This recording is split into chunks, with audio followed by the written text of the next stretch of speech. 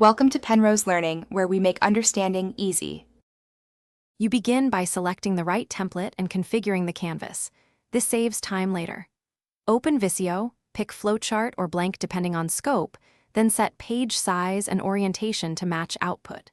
Once done, enable grid, dynamic grid, and rulers so shapes snap and align automatically. You also set measurement units to inches or to match stakeholders. These first steps ensure consistent spacing and prevent rework, so don't skip sizing and snapping before adding shapes. You now construct the diagram by dragging shapes from the stencil and using quick shapes to speed the process.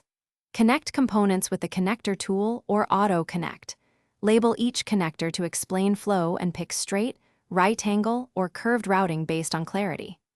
Once structure is clear, group related shapes, add containers for sections, and apply a theme for consistent colors and fonts. Make sure to use alignment and distribute commands so spacing looks intentional. This reduces confusion for viewers. You finish by validating content. Read labels, confirm fonts, and check alignment and layer visibility.